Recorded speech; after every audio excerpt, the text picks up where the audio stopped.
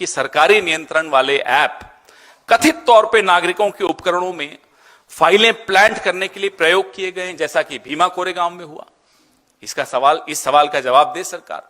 ये तो प्रूव्ड है, सबके सामने है भीमा कोरेगांव में इन्होंने क्या किया था।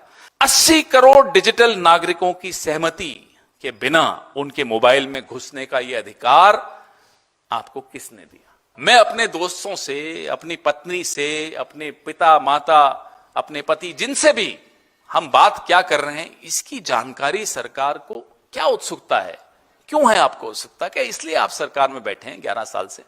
नागरिकों के आपस में क्या बात चल रही है ये जानने के लिए बैठे हैं। मिनिमम गवर्नेंस, न्यूनतम सरकार क्या बेडरूम में घुसकर मिलती है? लोगों के बेडरूम में घुस के कहते हैं साहब न्यूनतम सरकार है, ये मिनिमम गवर्नेंस है। माफ कीजिएगा, ये मिनिमम गवर्नेंस नहीं, ये मैक्सिमम इंटरफेरेंस है। देश में इस तरह की जासूसी सरकार द्वारा हम बर्दाश्त नहीं करेंगे। हमारे कुछ सवाल हैं। क्या यह सच नहीं है कि सरकारी नियंत्रण वाले ऐप कथित तौर पे नागरिकों के उपकरणों में फाइलें प्लांट करने के लिए प्रयोग किए गए, जैसा कि भीमा कोरेगांव में हुआ? इस सवाल का जवाब दे सरकार। ये तो प्रूव्ड है, सबके सामने है भीमा कोरेगांव में इन्होंने क्या किया था। सरकार हर नागरिक के फोन में ये जबरन ऐप क्यों ठूस रही है? क्या सुरक्षा कम घुसपैठ वाले तरीकों से नहीं सुनिश्चित की जा सकती? क्या इतनी टेक्नोलॉजी आपके तथाकथित डिजिटल इंडिया में आपके पास नहीं है? इजराइल तो आपका दोस्त है, और भी ऐसे शरीफ देश भी आपके दोस्त होंगे जहां से आपको इस तरह की हार्मलेस टेक्नोलॉजी आप ला सके, जिसमें ज्यादा इंट्रूड नहीं करें, ज्यादा घुसपैठ हमारी जिंदगी में नहीं करें। क्या भाजपा सरकार ने इस घातक आदेश पर कोई सार्वजनिक परामर्श किया? मैंने तो नहीं सुना। अगर आपने सुना हो तो कोई डिबेट हुई, कोई कंसल्टेशंस हुई, कोई चर्चा हुई? नहीं। एक दिन सुबह उठे और कर दिया। डर है।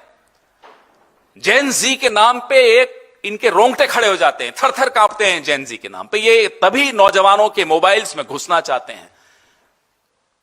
और भी कई कारण होंगे, इनकी नीयत तो ये जाने। आप समझते हैं मैं क्या इशारा कर रहा हूं। 80 करोड़ डिजिटल नागरिकों की सहमति के बिना उनके मोबाइल में घुसने का यह अधिकार आपको किसने दिया? क्या इज दिस डेमोक्रेसी? क्या है ये डेमोक्रेसी लगती है आपको?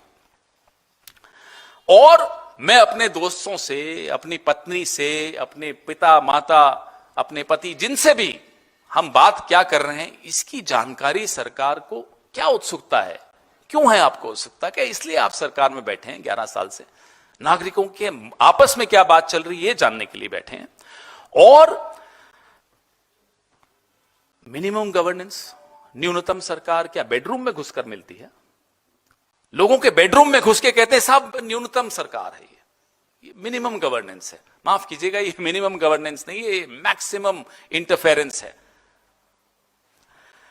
अब हम स्पष्ट तौर पे पूरे देश की तरफ से, पूरे विपक्ष की तरफ से, मीडिया की तरफ से, सिविल सोसाइटी की तरफ से, भारत भर की तरफ से इस पाखंड को, इस षड्यंत्र को हम खारिज करते हैं। इसके खिलाफ हम आवाज बुलंद करेंगे, हर स्तर पर करेंगे। देश में इस तरह की जासूसी सरकार द्वारा हम बर्दाश्त नहीं करेंगे। इस देश के हर नागरिक की निजता की सुरक्षा करना हम सबका कर्तव्य है। दस्तक की आपसे गुजारिश है कि अगर इसको बचाना चाहते हैं तो नेशनल दस्तक को सब्सक्राइब करने के लिए रेड कलर के सब्सक्राइब बटन को दबाएं, फिर बेल आइकन की घंटी दबाएं। नेशनल दस्तक को बचाने के लिए बहुत जरूरी है कि हर खबर को शेयर करें, लाइक करें, कमेंट जरूर करें।